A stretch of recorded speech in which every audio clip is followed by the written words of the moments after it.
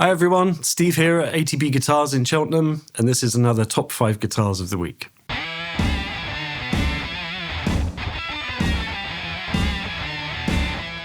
So first up we've got this big hitter from 1958. This is a Gibson Les Paul Custom, as you probably will know. A 3-pickup model, which was standard at the time. So you have 3 long magnet PAF pickups. It sounds great. It's a really, really cool playing and sounding guitar.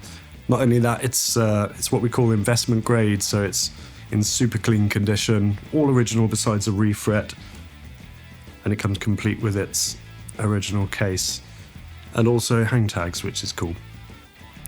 So this would have been nicknamed the Fretless Wonder. They were released with very slim, very low frets, which suited a lot of players at the time, but by today's standards, with string bending and different things that modern players like to do, a lot of people had them refretted over the years. So that's the only change on this one, otherwise it's 100% original.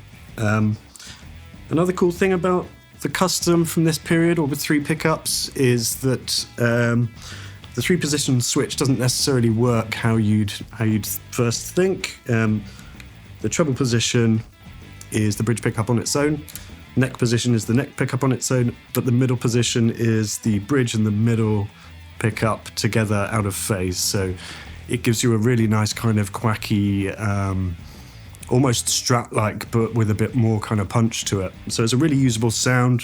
Back off some of the tone on the bridge pickup, put a fuzz pedal on there, and it's it's a lot of fun.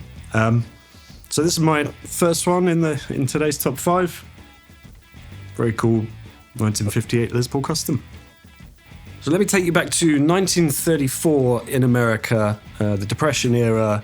Gibson launched the original Jumbo model, which was a slope-shoulder dreadnought, and it was designed to be a better accompanying instrument to vocalists at the time. So the tone was designed to be a bit more in the lower register, to leave space for vocals to sing over the top.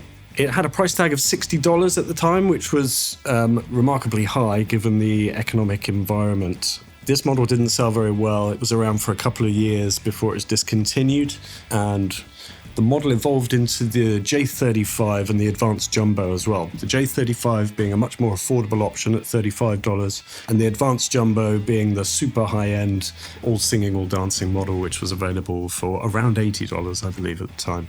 So the J-35 was very much pared back in its appointments, quite austere in that regard. And that was around until the early 40s, I believe. And in 1942, if I'm not mistaken, Gibson effectively renamed the J-35 the J-45. They shared the same specs, and the J-45 was born. Now in the 40s, obviously wartime era, that gave rise to the Banner headstock models. You saw a lot of variation with Gibson acoustics at that time, using different woods, different materials, as the war effort restricted what was available for them to use at the time. But by the late 40s, say 1947, 48, Gibson had very much standardized the J-45, and that didn't change until around 1953, 54, I believe. So what we have here is a 1951 J-45 with loads of character. It's been used over the years, but sounds incredible. It has a very dry, kind of woody, percussive sound, very kind of rounded low end with a nice kind of soft top end to it. Very good complementary guitar to vocalists. This is your singer-songwriter folk staple. I can't speak highly enough of the model. It's one of my personal favorites. So this one from 1951 has the teardrop celluloid pickguard. You've got the belly up bridge, mahogany back and sides, obviously some very tight grained spruce on the top, single piece mahogany neck, dot fingerboard inlays, and this is scallop X-braced as well. So quite light construction, gives you a really nice resonance and good volume and projection as well. So this is my number 2 of my top 5, 1951 Gibson J-45. Next up on my top 5 guitars of the week is this very clean 1966 Fender Stratocaster in 3-tone sunburst. The Strat went through many changes in the 60s, as I'm sure a lot of you know. From the early 60s, the three-tone sunburst with a slightly different red dye, which faded over time, creating a really nice look. That evolved in 1963, where Fender used a more resilient dye to environmental conditions and UV light, essentially. So they tended to retain their color a lot better and stay a lot more vibrant. This model from 1966 has a very prominent, vibrant three-tone sunburst, often nicknamed the Target Burst, but it looks really cool. These are kind of mid-60s Strats with this spec, sort of slight outliers, as they're not the kind of big headstock, big logo, late 60s, Hendrix-style Strats, and obviously it's post-spaghetti logo, small headstock, so they kind of sit in quite a cool area, and it's a nice piece of the Strat evolution through the 60s, I think. So the spec on this one, you have a big headstock with a transition logo. You have pearl dot inlays, which replaced the clay dot inlays. The three-tone sunburst, like I say. This one is slightly more unusual because it still retains the black bottom pickups. A lot of them, well, most of them you see around this period had evolved to the grey bottom pickups, which were a bit more punchy, a bit more pokey. So this is quite cool, sort of slightly earlier spec in that regard. It's all original, in excellent condition. It comes with its original case, hang tags.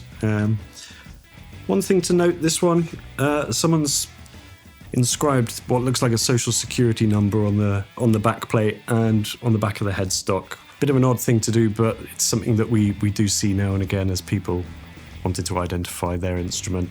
But apart from that, this one's been really well looked after. It's number 3 on my top 5. It's available now. Just a quick interruption to let you know we have a regular Q&A video here at ATB Guitars, so if you've got any questions about vintage instruments, vintage guitars, the vintage guitar market, any of the specs, please do comment below and we'll try and pop them in our next video. Number 4 on my top 5 guitars of the week is this very nice, very vibrant cherry finish Gibson ES-345 from 1968. In very, very good condition. It is all original, including its original case. A great example with a very nice vibrant cherry finish. Some of the gold plating is worn away from the pickups, as is common, and the bridge as well. But otherwise it's in excellent shape.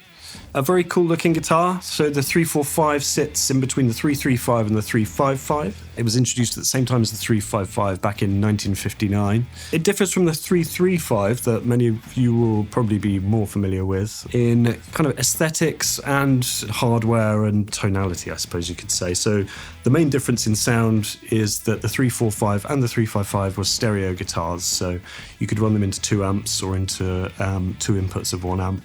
And it gives you a really nice stereo, like a big sound, basically. You have a pickup for each amp, essentially. And along with that, you have a veritone, which is basically a series of capacitors that can give you some really fun, interesting sounds. You've got a 6-position rotating switch, so a lot of different tones to play with, from kind of thin sounds, so it sounds like it's coming through a telephone, to the full sound of the humbuckers and everything in between. So yeah, a really cool guitar with a lot of different tonal options.